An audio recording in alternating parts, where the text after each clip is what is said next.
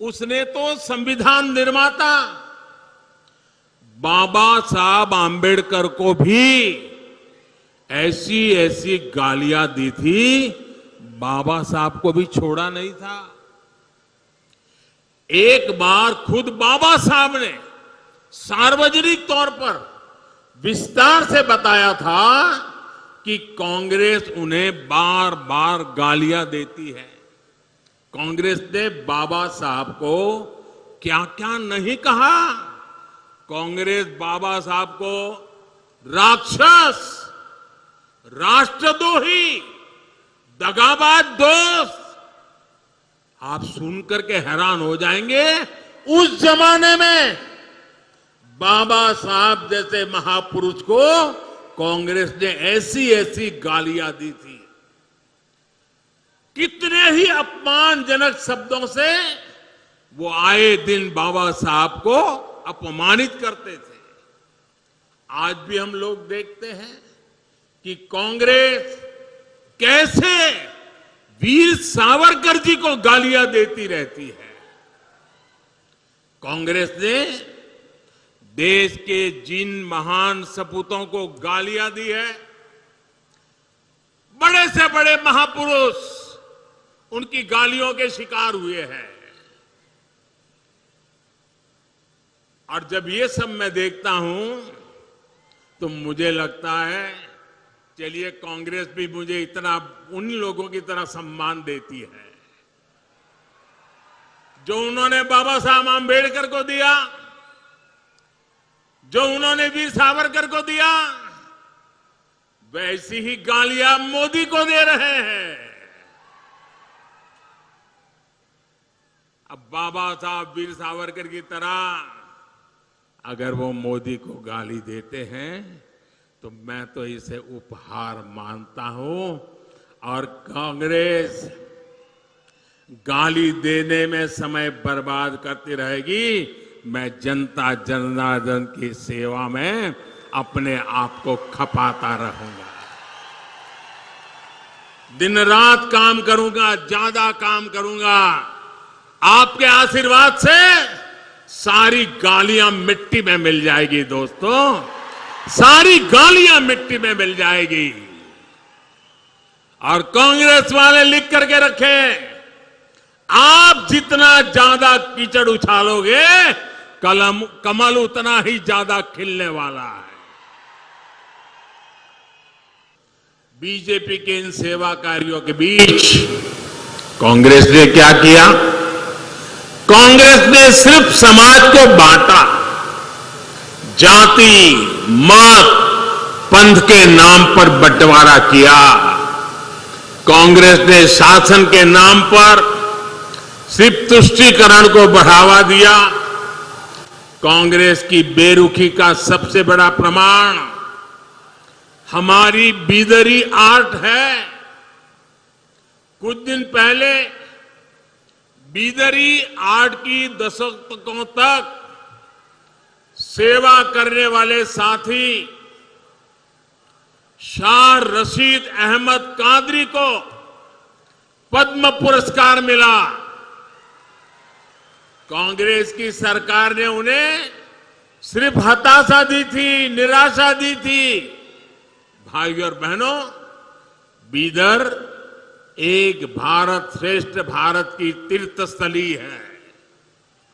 गोराटा यहां से ज्यादा दूर नहीं है। गोराटा में किसानों के बलिदान को कांग्रेस ने भुला दिया था, सिर्फ इस डर से कि कहीं कांग्रेस का वोट बैंक नाराज ना हो जाए। वहां जो शहीदों का स्मारक पत्थर था, उससे भी जो धूल सफाई का काम, ये भी बीजेपी ने किया। भाइयों, अब तो दर्जनों बलिदानियों को समर्पित शहीद स्मारक वहां बन गया है और तिरंगा शान से लहरा रहा है। साथियों, अस्थिर सरकार, जोड़ तोड़ से बनी सरकार के दुष्परिणाम कर्नाटका ने बहुत भुगते हैं। एक अस्थिर सरकार का फोकस लोगों की सेवा पर नहीं होता है।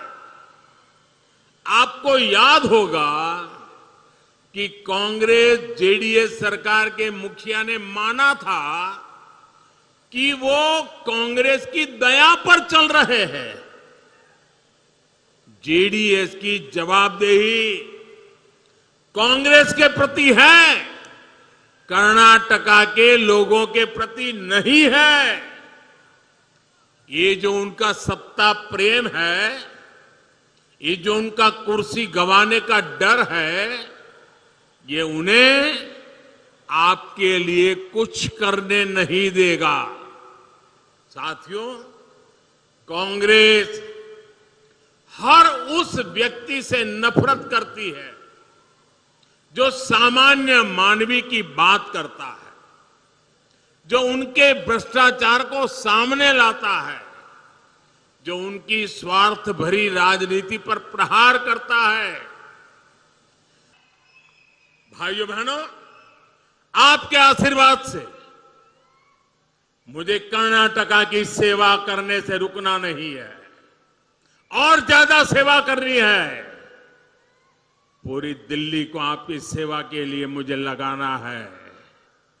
इस बार फिर एक बार कर्नाटका को तेज विकास के लिए पूर्ण बहुमत की, ये मेरे शब्द याद रखिए, पूर्ण बहुमत की स्थायी और मजबूत बीजेपी सरकार चाहिए।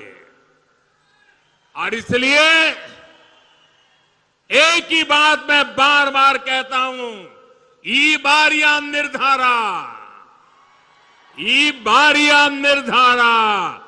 बहुमत बीजेपी सरकार। कर्नाटका डबल इंजन सरकार चाहिए ताकि केंद्र और राज्य सरकार के बीच तालमेल रहे, हर जगह रुकावटें ना आए। कर्नाटका को डबल इंजन सरकार चाहिए ताकि इंफ्रास्ट्रक्चर के प्रोजेक्ट में तेजी से पूरे हो। कर्नाटका को डबल इंजन सरकार चाहिए ताकि विदेशी निवेशकों का भरोसा मजबूत हो। कर्नाटका को डबल इंजन सरकार चाहिए ताकि कर्नाटका कांग्रेस का एटीएम नहीं बल्कि देश का ग्रोथ इंजन बना रहे। कर्नाटका को डबल इंजन सरकार चाहिए ताकि केंद्र की गरीब कल्याण की योजनाएं बंद ना हो। भाइयों और बहनों, मुझे पूरा विश्वास है कि 10 मई को भारी संख्या में आप पोलिंग बूथ तक पहुंचेंगे और कमल के फूल पर बटन दबाएंगे। इस बार का वोट विकास के अमृत काल के लिए, इस बार का वोट कर्नाटका को देश का नंबर 1 राज्य बनाने के लिए।